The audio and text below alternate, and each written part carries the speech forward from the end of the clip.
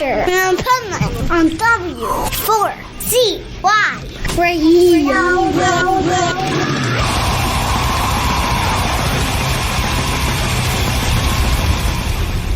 Wake up, America! It's time for the Adventures of Pipeman on W4CY.com, West Palm Beach's #1 internet radio station.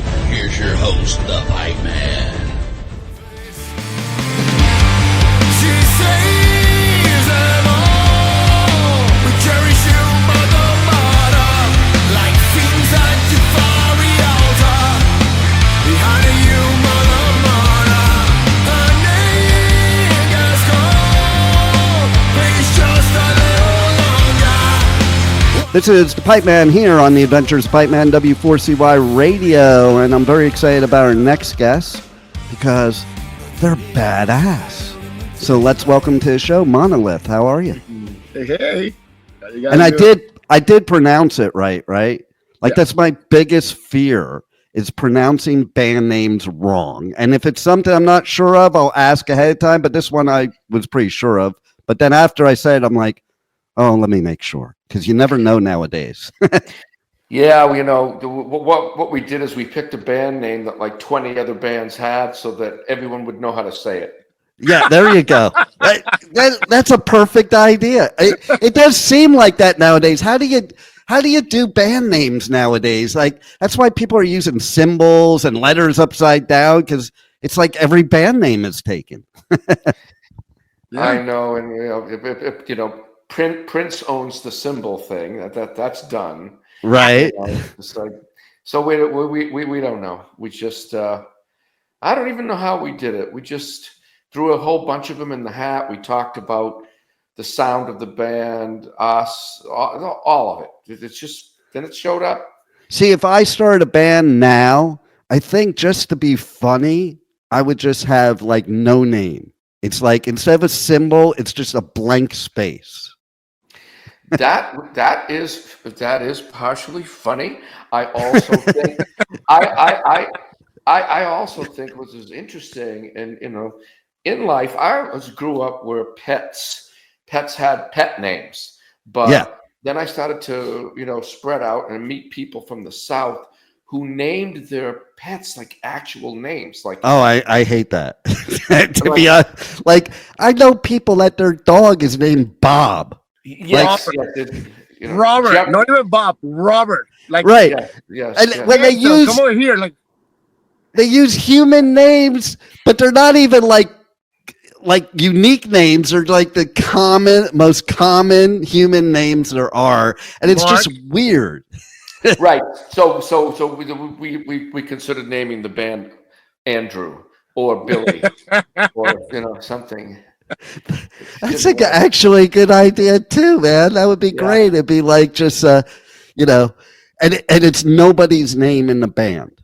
You got to do it where it's nobody's name in the band, because that's what they're going to assume. Okay, you're the lead singer. That's probably your name, or whatever. Yeah. So in Pink Floyd, which one's Pink? That was the question. Oh yeah, I love that one. That is funny. Yeah. And I love when there's people that have these fake names, but people think it is really their real name. Well, that happens to me all the time with Motley. Right. Yeah. See, and I'm sure, Blothar, that's his real name, right? I got a funny story about Blothar. Okay. I'm doing this interview with him over at Download, and their costumes didn't come. So the tour manager comes out to me and says, hey, Blothar's going to come out here, but he doesn't have any costume on.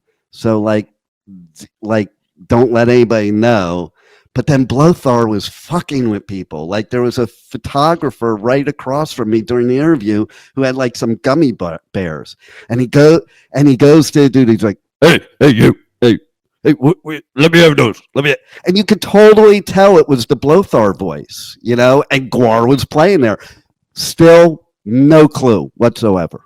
It was funny as hell. That is funny. So tell our listeners a little bit about your band. You know, for the people that have never heard you, don't know what you're about. How would you, the artist, describe your band? Go ahead, Motley. Oh, you're gonna give me that one. Well, all right. How about? All right, I'll start it, then you kick in if you want. So our band has a rock metal sound as a genre. So that's the box that it goes in, but it is different in that the rhythms are very Latin based, and it's not just a general word Latin that breaks up into many very specific types of rhythms, and they're all intertwined here. That is all in our background somehow musically. And so if you combine that, you kind of put it into the rock metal, Latin music has a real great groove to it, and there are so many of them. Now you add that all of the songs they're all connected into a big story. You have a very focused thing over with genre, with whatever it does with the lyrics and with the sound. See, I love that because if you look at my shirt, it's a Costa Rican shirt. I go to Costa Rica all the time, and I've talked to some of the media people that run like the other festivals, the media at the other festivals. And I'm like, man, I think we should do a festival in Costa Rica because nobody does a rock one there. You have that Envision one there, and and there are a lot of metalheads there, and people don't even realize it. And then if I do that, then you guys are definitely on the ticket because you would match. Absolutely. And I have played there. That crowd is it is absolutely top 5 for craziness. Wow. I mean, like movement, bodies. It's a sea of people having an absolute blast. I love it. Yeah, it's because they don't really have many. So it's not like, they can go to one every weekend. I also heard, I was thinking of covering Bangers Open Air this weekend, which is in Brazil. And I heard Brazil, they're like that, like big time. Like Rock in Rio is like every band I talked to that's played there said it's the most insane festival they've ever played because of the audience. Yeah. Again, I've done it, and it's the same thing. And I can't wait for us to be introduced to that entire area of the world because they're going to know that their rhythms are in this, and it's going to work. Right. So, which Latin countries would you say your rhythms are most assimilated to? Well, Motley, you go because Andy wrote a bunch, and then I put some, and you put some. So go ahead. Basically, all the countries from the Caribbean will see some of their traditional rhythms in the songs. Brazil, of course, with all the Afro influences that they have, they're gonna see some stuff over there. And for the metal part, Chile and Argentina, they're gonna love it. So we have a big nice people in South America with all the projects. And it's inherent in the music because when I received the first chunk, I absolutely heard distinct Brazilian rhythms in the guitar and bass, distinct Caribbean, distinct Afro-Cuban, because Afro-Cuban is clave. It's just like bop, bop, bop, bop, bop. Like every rock beat is kind of like that. Boom, bop, boom, boom, bop. I mean, so this is already part of it, but we don't know that. When people didn't tell us. Growing up, you listen to rock music. I know no one ever pulled me aside and said, "Do you realize what that actually is?" So wow. Yeah. So when I recognized it in the parts, especially rock beats and metal, very heavy on what's called the downbeat. So you have a big heavy beat, a rock boosh, bat, doosh, boo, boo, ba. You got Bonham, you got all the heavy stuff. But these guys, their instruments were not hitting one off it. They were off. They were moved. And the thing is, if you play Latin music with the drums moved off of the main beat, it's hard to know where the beat is. So right. I had to engineer it to play rock metal, but also hit what they were doing, and I was in absolute heaven. I couldn't believe what I was hearing. I was like, this is just exactly what I need to do. I love that because, okay, so it's Friday. I live in South Florida, and right up the road from me, there's this place, Avocado Cantina, that they have a live Latin band every Friday night. And I go because they are badass, okay? And I do love like the different drum beats of Latin bands and stuff like that. Mm-hmm. I have a trivia question for you, though, since we brought this up about drum beats. Do you know what kind of drum beat Dave Grohl used in Nirvana? The name of it? The genre. To me, I don't know. I look at. I could tell you who got the most rushing touchdowns in the NFL. I can tell you all kinds of stuff. But music, it just sounds like it's like a blah kind of. I don't know what you would call it, but like a punk polka kind of. He used elements from disco, for what I understand. He's got it. He's got it. Yep. Dave Grohl admitted himself he stole it all from disco, which is so funny. That's of an interview that I saw, but it's funny because in one of their last albums, he was using this rhythm and he was super proud of the rhythm. And when he presented to the I think the record label, the guy from the record label was like, "Yeah, that's reggaeton." What are you talking about? That's reggaeton. And he put some songs and he was like, "Oh, come on." I love it. I didn't know that, but he can get away with making it sound however the heck he wants. It's just unbelievable. I would have never known that unless I saw him say it himself, because it just never even occurred to me. I might not have liked Nirvana if I knew that ahead of time. Yeah, I think almost the traka is coming from a disco song. So let's tell the listeners a little bit about what you got going on, because you got new stuff going on right now. Let's talk about it. Motley, describe. You take the video thing.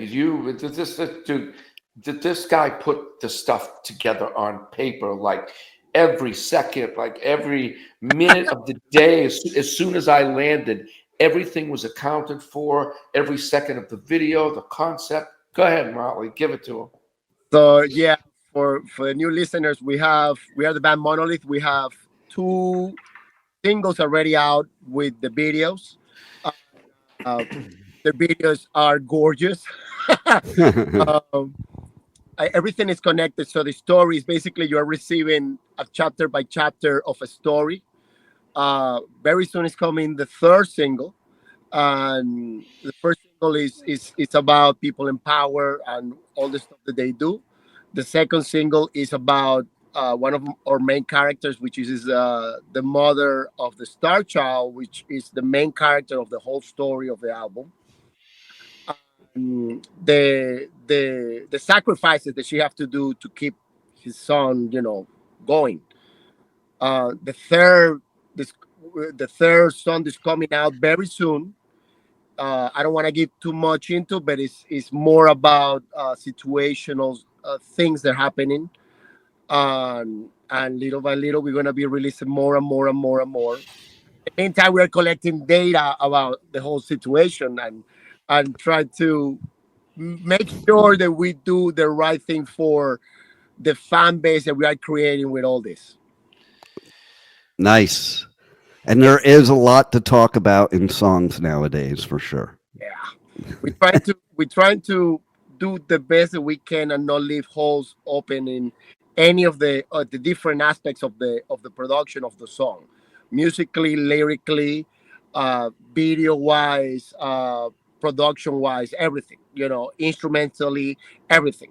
So it takes time. It's an effort. Thanks God, all the team is super professional. We have the best freaking drummer on the planet.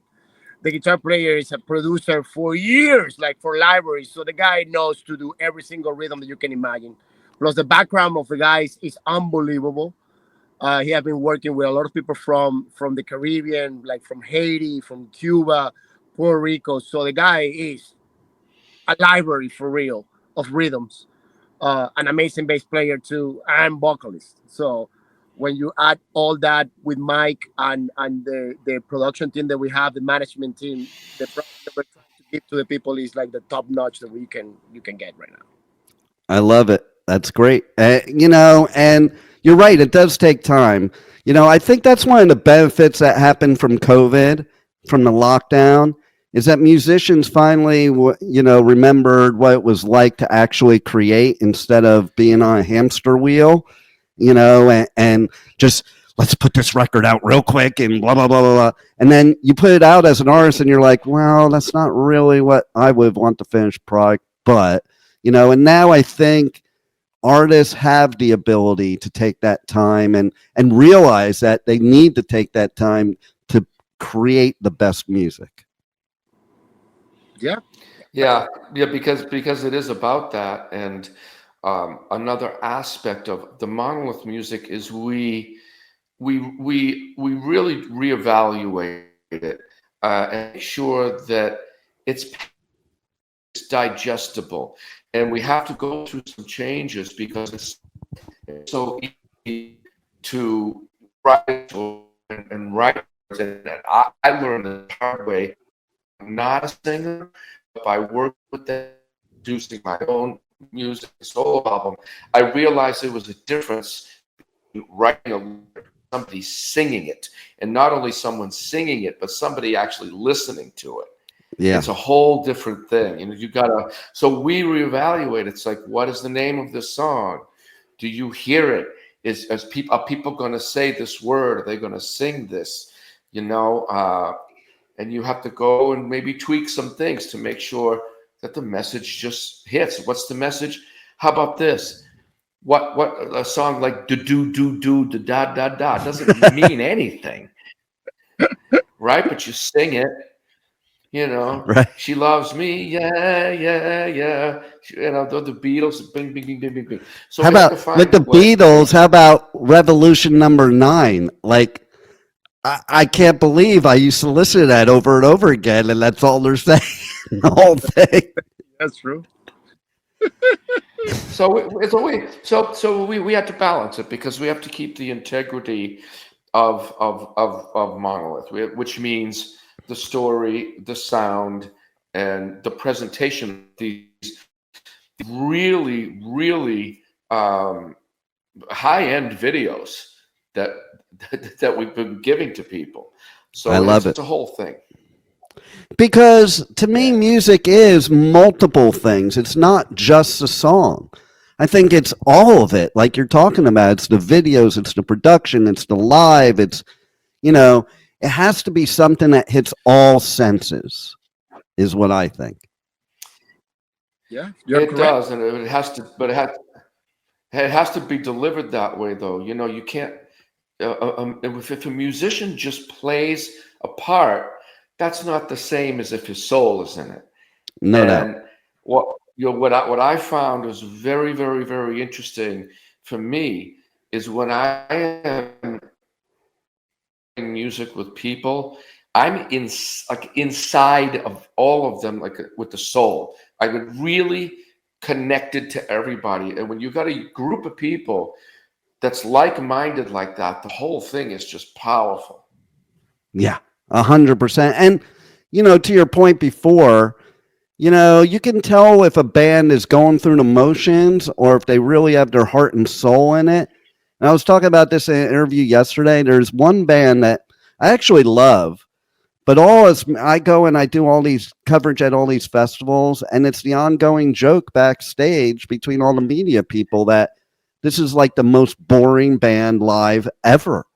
And because they just look like they're just up there like working, and they just play and who? Oh, I won't do because that. I lost you. Oh, I didn't say who. Oh, okay. I didn't say who. I just said there's this one band I really love, but I won't say who, Okay, good. But I don't love them live. It's like, I'll just go listen in my car. And, it's an ongoing joke backstage because everybody loves the band, but it's like, they have been voted like the worst band live ever. But then you take other bands that maybe aren't that talented musically, but if they do a great production and a great show and great videos, people love them. Yeah.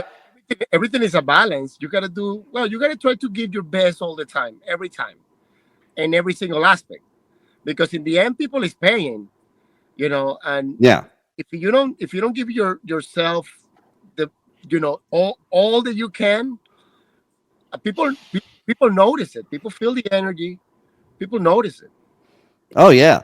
They feed off of it. Like if you're somebody that's really into it, the whole crowd's going to go crazy, and they see it. 100%. May I add that sometimes I will tell you, touring life is horrible. You're tired all the time. So it's, there might be a time where you're into it, but you're so tired. You can't bring. I mean, I have played so many shows in Japan after only arriving for 1 day to recover, which you do not recover for 13 hours a day. You just don't. Yeah. Right. So I have been on stage thinking that I was asleep, and I don't know how my body ever, no matter what the band was in my whole life, and I've been there with all of them, I still to this moment have no idea how I did it. And I know at that moment I'm not going to seem like, throwing the sticks up and I'm all energetic. I'm probably going to be like, like this. I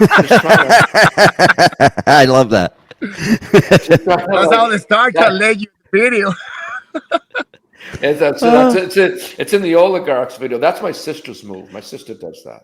Oh, that's so funny. I started doing that with with sunglasses. I thought. Yeah, let's see. But yeah, there it is. But you know what I mean. Sometimes you just can't get. But you know what? There's still something else that makes us, almost.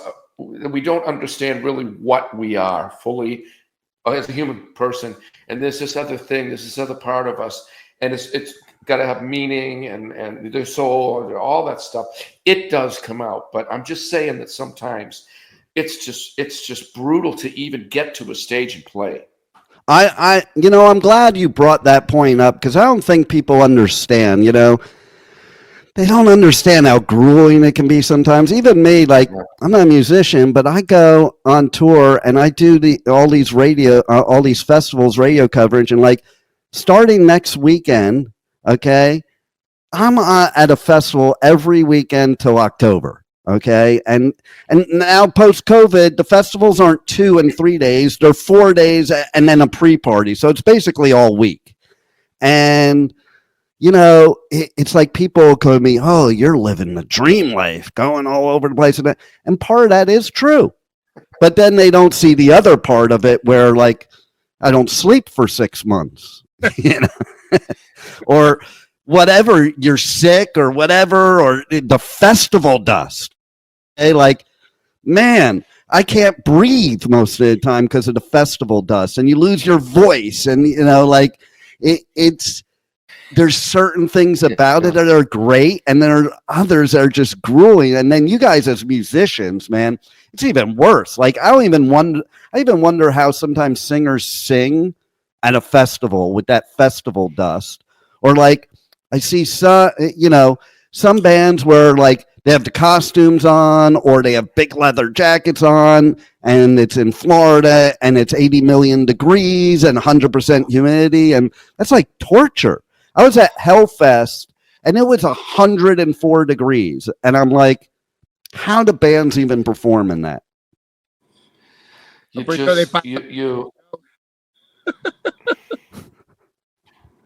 What was that, Motley? I'm pretty sure they pass out after the show. There are some, and there have been, you've seen, and I'm sure you've seen it firsthand, people like get heat stroke and during the middle of the set 100%. and get carted off. Yep. So that's the part people don't see. Like, it's a grind, And you really have to love it too. Like my daughter, sometimes my youngest, she'll sometimes come to a festival with me, and at a half a day through the first day, she's like, Dad, I don't know how you do this every weekend. I'm already done. Talking about show, guys, I gotta go. My time. Hey, Mike, I leave you here. Love you. Okay. Love you guys. Sorry, Hey, bye. You rock. It's okay. Thanks. Rock and roll, baby. Rock and roll. We love you. You rock. All right. You know what's interesting is I have played it just within the last several years, 3 shows with food poisoning and 2 with double walking pneumonia. I played 3 with double walking pneumonia before, and I've got to tell you, I mean, it's impossible to even crawl to the drums, especially if it's a 2 or 3 hour show, and it's just you just want it to stop. But you know, the funny thing is when you get to the point that I got to, there's something that takes over, and it's just amazing how the human body can survive this. I mean, I think it's the most unhealthy, god-awful thing ever, but you're up there doing it, and the worst is just the fear, especially with food poisoning, is when can I run off this stage and find, a toilet? It's like, I don't even care if that's gross to talk about. It is real. And if you're out, if you're out there thinking, I want to be in a band and go out, but you're really, well, you try to do this. Can you look at like, okay, 57 minutes from now, there's a little keyboard piece, and I've got literally a minute and 4 seconds to get off the stage, do whatever I have to do, and make it back. And once, it was a show in Poland, I did not make it back. I just, you could see me jumping on the drums, and then I just started playing as if nothing was wrong, because you want to be professional. But what's interesting is that, lo and behold, this gets pointed out to me by whoever else. It's like, oh, somebody made a YouTube video saying how bad a drummer you are that you forgot where you were. And I'm just like, leave me alone. I know people just say shit, man. Like it just blows my mind that people just say, how much hate people put out there. Like I remember, what was it, last year, Corey Taylor came out on Instagram and all socials and said he needed to cancel some of his shows, not Slipknot shows, his shows in North America for his physical health and his mental health. And the hate he got for that crap blew my mind, because it's like, come on, he was honest with you, and he's telling you, like, this is not good for his health. It's just a show, okay? There'll be another one. Why do you want these people to risk their health like that? And that's why you have situations like a Chester or a Chris Cornell, because they never have a chance to get, right. It is an interesting existence to be, I guess, people want a piece of you, and they feel very, very connected and everything, but it's very odd, because when it's you, that's the person, and you really perceive this, and the way people feel around you, or the things that they say about you, and all of that stuff. There is no way to conclude that this is okay. I get it. It's not okay. It's like you shouldn't be hating on anybody and saying these things. It's like, say it. It's like someone won't say something to your face. They won't say it to your face. But yeah, I hate that. You get on and do it. But this is a part of human nature. Blah blah blah. But like I said, there's nothing I've been able to conclude that says that's okay. I mean, I accept all of it. And I have to, and I have to have a sense of humor on top of it, which thankfully I have a drummer's sense of humor. We're all a little bit, we have a couple of screws are out up here, I think. I don't know. I mean, we're in it. So you got to have a sense of humor, but I can't imagine. I mean, I know how he felt with what was said. It must have just made him want to just say, you know what, bye. Yeah, fuck off. Like, come on, man. He's a human being, and it holds true for a lot of artists, and stuff like that. What they go through. That's why I'm pointing it out, because like the audience is sometimes relentless. Like, they expect you to be superhuman, and you are just a human being. Yep. Yeah, and anybody that's in that position, it could be an athlete, any kind of athlete, a musician, or whatever it is. You have to have you have to like it's almost like you either have to been raised by really, really, really strong parents that just taught you right and wrong, like don't engage, don't do any of this, or you probably have to have been raised by a jackal and you're just going to attack people. That's, you just go right at them, because there are musicians and athletes that will go after. They will go right after all of these people saying something like, for me, it's just, I got a sense of humor, whatever, but you gotta. Like that, the situation like that, with what the people put Corey through, it's hard.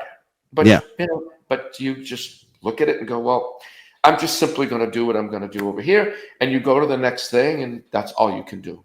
No doubt, 100%. So tell everybody how they can reach out to you guys on the web, on socials, get your music, buy your merch, check out tour dates, all that good stuff. The thing to do is we are a real Monolith band, because there are other bands that have that name, but it's ours. So surprisingly, it was available. So, but it's Monolith. So we have Instagram, of course, and Facebook, and you just look up Real Monolith Band on Instagram or Facebook, and we have a team of people to look at, which is stuff.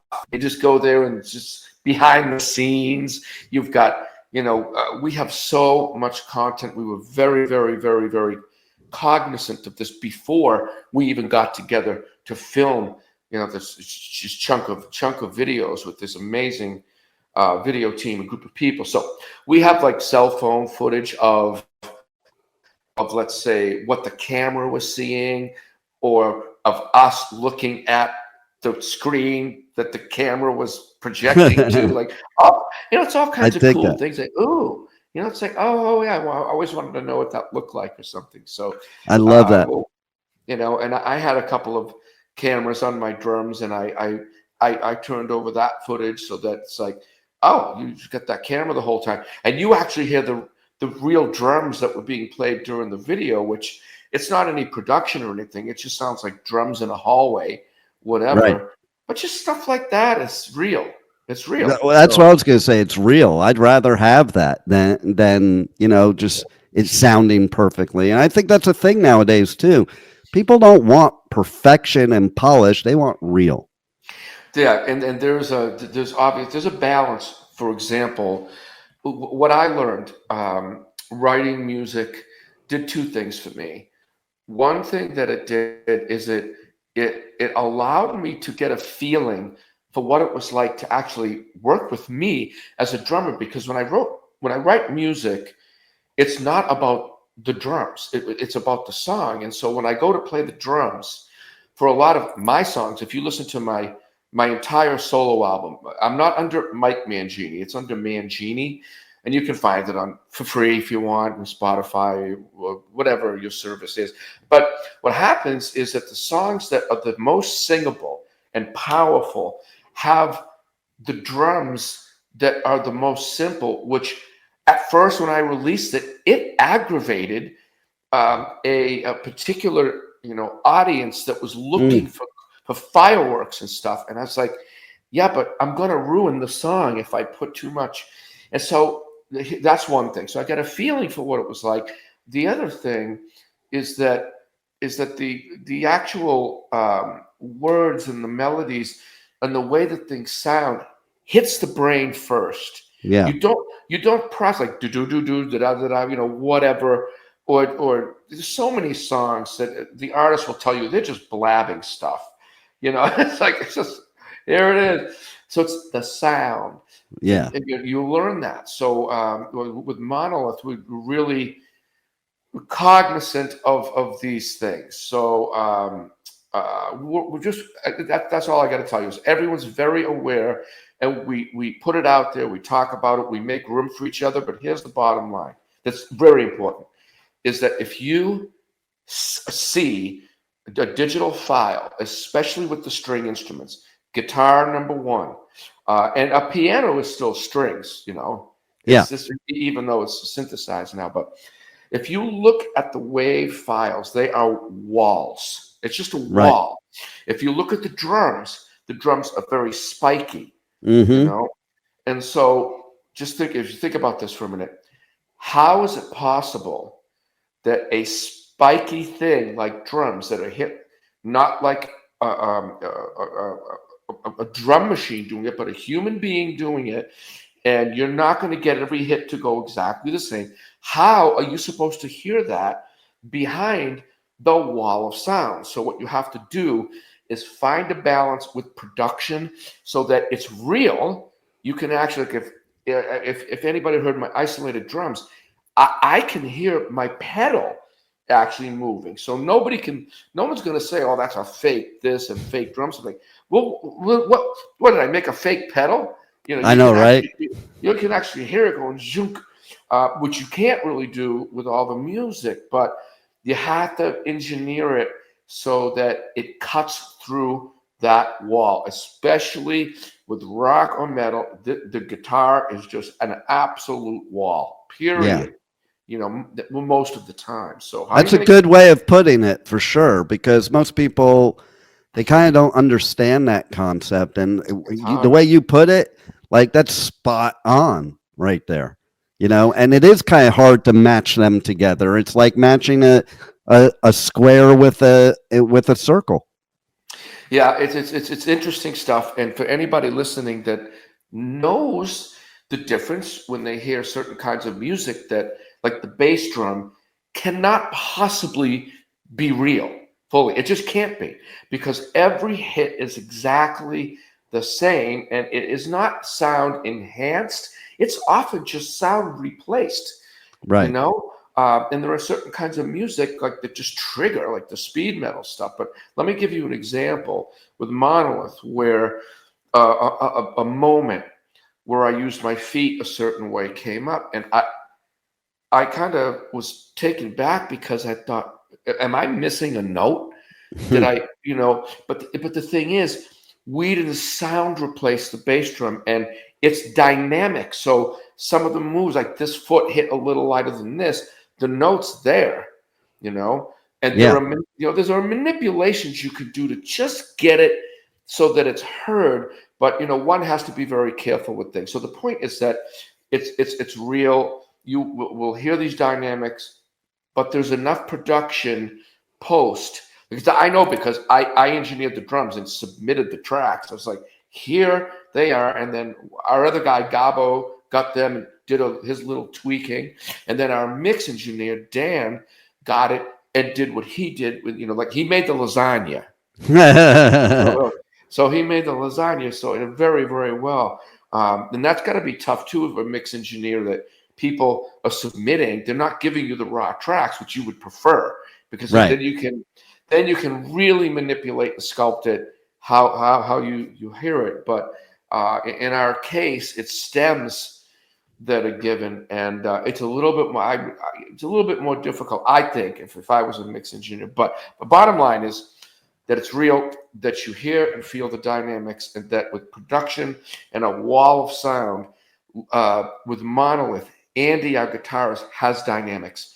So it's not always like out there. Yeah. And what you said about the pedals makes so much sense, because I'm thinking about it. Okay, you're playing if you play double bass, one foot and one leg is stronger than the other. That's your more dominant.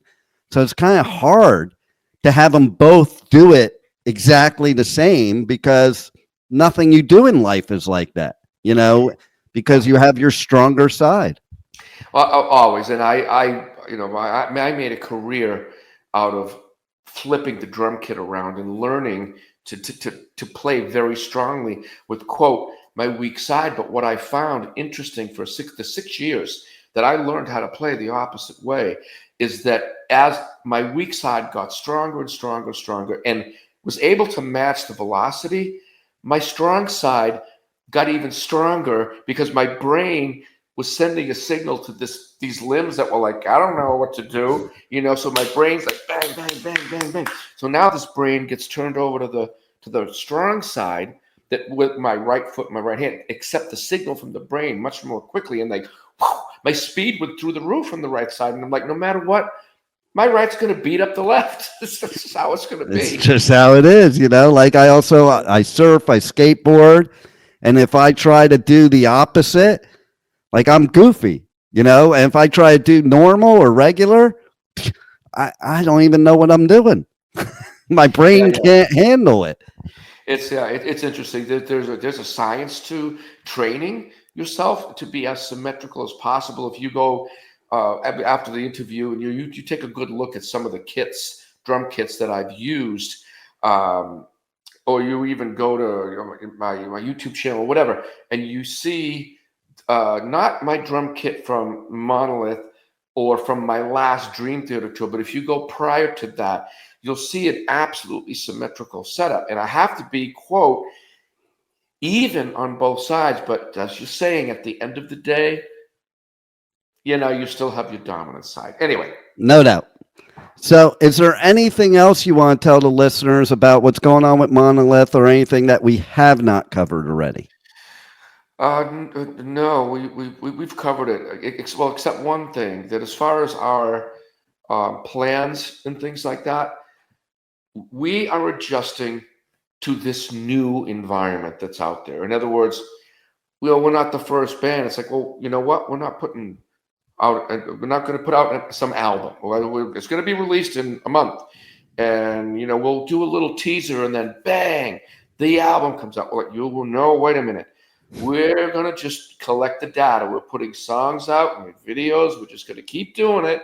And we're going to go with the flow for this new world that we live in, because it's not what it used to be. No, it's not, for sure. And so you're doing the smart thing, because it kind of blows my mind. They've even changed how you should write songs nowadays, and because you're appealing to this low attention span, goldfish attention span society we live in. So it's like some of my favorite metal songs ever have the coolest intros that you would never get through nowadays. Like you take a song like, I was playing for my grandson the other day, Battery. Okay. Most people listen. I had to actually tell them, just hold on, wait, wait till you hear it, and it's like, because they're like, okay, that doesn't sound good. Next. Yeah, I've had to do it too. It's like, oh, just give it a minute. They're like, the song will be in about a minute. Right. The song. It's like, oh, the music already started. You hear synthesizer, you hear colors, you hear things going on. And in fact, I did it in a class 2 days ago where I had played the beginning of a particular song, and it sounds like a helicopter at the beginning. And I told everyone in the class that that's my feet. My feet are on these electronic hi-hat pedals and go, but it was put through an effect. It was like, whoa, it sounds like a helicopter, right? That's cool. And it's like, but I'm like, whoa, wait a minute. Like I have to make an excuse going, wait till the thing comes in and it gets exciting. Right, exactly. Whereas we knew it was going to get to there, and we loved the surprise of it. Like I remember the first time listening to Fast as a Shark, and it was like, I would never nowadays, if I was young nowadays, listening to that song, I would be like, what the frick is this? And then, but then it was like, when it happened, it's like, oh my God, that was the best thing ever, and it's stuff like that, that is even the fact of, I was talking to somebody about this, like in songwriting, they're teaching people now, get rid of the intro, get rid of the solo, get rid of the bridge. Don't do 3 verses or more. It's only 2 verses. And I'm thinking, wow, like you can't even sit through a song. Right. I know. You got to have it. as you know, it's all about the song itself and the music and everything behind it. Because 2 days ago, I listened to a bunch of Toto tracks, and it's like from the very second one of those songs starts, it pulls you, and the groove, it's just like it's in. There's time.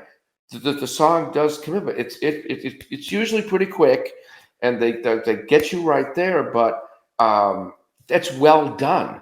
It's like, as soon as you hear "Beat It" by Michael Jackson, I know that I can't wait for Eddie Van Halen's guitar solo, and it's like I will wait till I hear that.